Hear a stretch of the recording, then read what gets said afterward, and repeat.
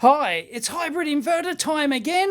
Yes, I'm upgrading my hybrid inverter from that Deye inverter that I've had for probably a year now, and that's been a little bit how you doing. Had quite a few issues with it, but that's not the reason that I'm upgrading, because the Australian government is spending my future kids' tax dollars on a gigantic battery subsidy scheme worth billions of dollars. So, hey, yeah, I might as well take advantage of it. So I basically get a free battery upgrade, free 50 kilowatt hour battery upgrade. So I'm taking the advantage of changing the inverter at the same time. I'm using the same batteries what I've got, the Australian AERL batteries that I've installed with Peter before, and hopefully that's probably happening tomorrow or the next day. I'm not entirely sure due to weather or whatever at the moment. Anyway, so I'm taking the option. Peter recommended this Solis one, which he says is like a 5th gen design inverter, whereas the Deye is like 1st gen. Yeah, no wonder I was having problems with it.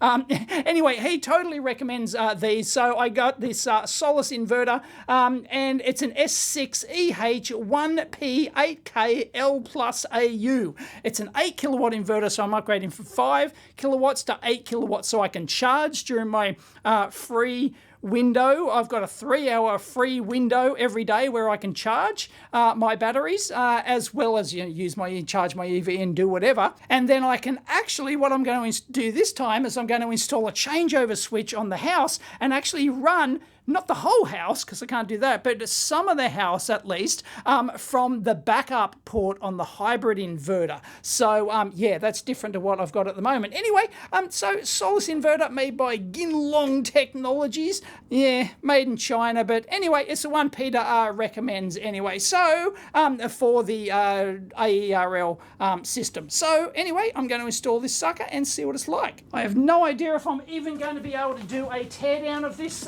thing. I may not, but it's going to have to be a quickie because I've only got a few hours to do this today before it's installed. So that was the mounting bracket. We've got a manual final test report. Fantastic. All right, let me get it out. Well, this thing is huge. It weighs about 23 kilos, I think, and it's way bigger than my Deye, but you'd expect that at 8 kilowatts. It's not easy to get out of here.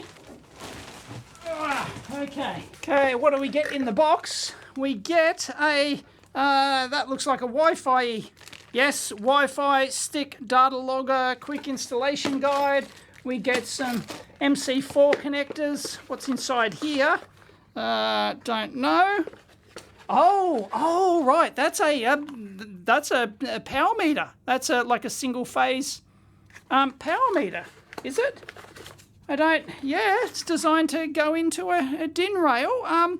Not sure if we need that, but it comes with it because I don't actually have one of those for the Deye at the moment, so I'm not sure what the deal is. We get, what is that doing? It's like a 4-wire thing going to the one pin there. We've got that'd be the RS485 cable. That's it. Okay. Yeah, gonna have to RTFM whether or not we need that. All right, this thing is an absolute beast.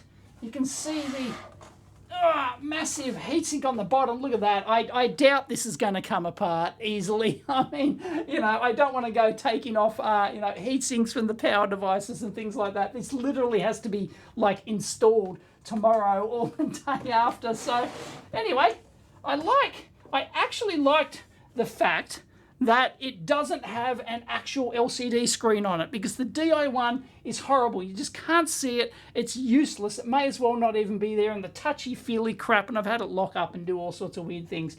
So this one just has a bunch of LEDs down here through little symbols and stuff just to tell you how it's operating. I think, you can't see it, but there's like a battery gauge in there that has 5 different levels just to, so at a glance kind of thing. You can tell that the thing's working, and of course you can set it all up with the Bluetooth app apparently. So this is the top of the range 8 kilovolt model. So we've got 4 strings, 2 different PV arrays, 2 strings per PV tracker.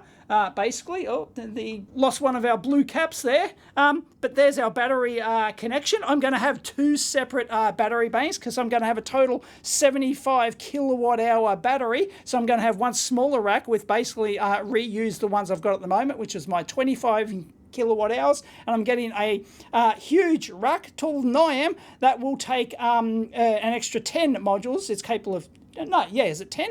Yeah, we're going to max that out, and they're all the batteries I'm getting free from the government.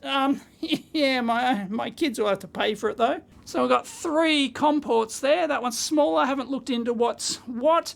Smart load gen, so I can actually hook up my Hoy Miles, the 2 panels I've got up there with the Hoy Miles inverter, just like on the Deye, I can hook that up, and so I can use that, hopefully use the micro inverters as like a generator input. There's the backup, so I will actually be powering this, so I'm going to have to install yet another massive cable from one side of the house to the other, an 8 kilowatt capable cable to go from the backup output here right over to the changeover switch on the other side of the house, so where my fuse box is, because my batteries, my inverters and all the solar connections are on the opposite side of the house to my switchboard, which is kind of annoying. But anyway, so I'm going to power at least part of the house, at least the lights and the power points from the backup port here. And then we've got our grid connection, and there's our COM port that will hook that Wi-Fi dongle up to, and just a fuse connection, is it? And Bob's your uncle. 2 fans on it. I believe that the lower, like 5 kilowatt version doesn't have any fans on it. I think it's passive, but this is their top of the range 8 kilowatt one. So yeah, it's got to have a smart fan on it. And it's got an internal PV switch, which I believe is now legal requirement for all inverters in Australia to meet the requirements. So technically you don't have to have it up on your roof anymore, which was just a fire hazard anyway. Didn't do anyone any good except caught a few houses on fire. And my one's come a gutser too. I might have to link in the video for that. Sorry, that's on the side, but there is all the specs. Yep, I've got the 8 kilowatt module. This is the low voltage version because I've got low voltage battery. And the string array startup voltage is 90 volts. It goes to 435 with a max of 500 volts. Don't know what that barcode is. And on the top side, nothing but ventilation. Unfortunately, it looks like a teardown is not going to happen. So I won't label this video teardown because, yeah, it's like the Deye. It's like, it looks like I've got to get like all of that. Yeah, I have to undo the heatsink here to get all of this top off, and then it's not going to come off because it's like a die cast chassis right over like this, and yeah, so it's not just going to like, it's not like the cover, and that's all integrated to all the connectors on the back there. So it's not like I can just pop off a top lid and have a look inside. Unfortunately, yeah, it's just like the Deye. To do a teardown of it is, it's not going to be destructive, but it's going to be really, really, really ugly. So yeah, that's not going to happen, I'm afraid. Bummer. Yeah, it's basically identical construction to the Deye. It's like Deye have just like copied this construction. This is where they got it from. So yeah, it is not it's not easily serviceable. It's a real pain. I can see another fan up in there. Trust me, there's a big like 150 millimeter jobby or 120 millimeter jobby up in there. We've got the you know, the various RS485 comms connections. It's basically an identical layout to the Deye. It's like, what? And trust me, Solis have been around a lot longer than Deye. So I think if there's any copying going on in terms of like physical construction, I think it's going to be Deye doing the copying there.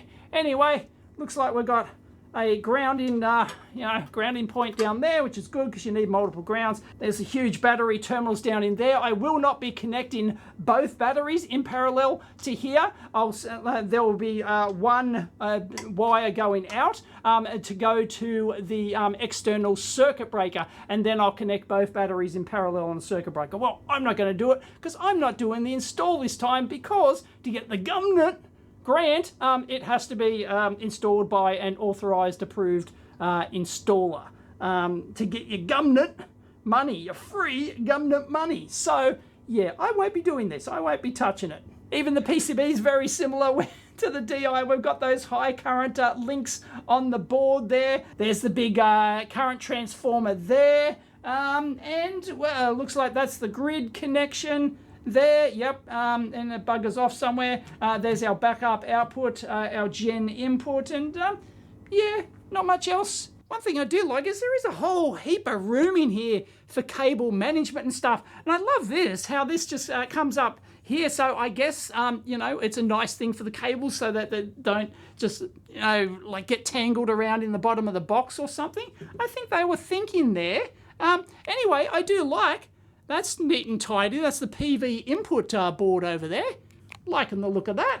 That's pretty jazzy. Got the circuit breaker over here. We've got the giant bus bars going in from the battery over there. And, well, that's all she wrote. Sorry, that's it for the teardown. Yeah, I didn't know what this was like, but basically identical construction to the Deye, which would not come apart. I'll link in the teardown video of the Deye. It'll be very similar to this, but I'd love to see, what brand capacitors and everything else they use inside this thing. I don't know. If I can get some teardown photos somewhere, I'll edit them into this video. Anyway, yeah, I'm going to have a new inverter and a whole new battery solution thing soon. So, yep, might as well take it while the government's offering it, and, my kids are going to pay for it whether or not I took it anyway. So, yeah, catch you next time.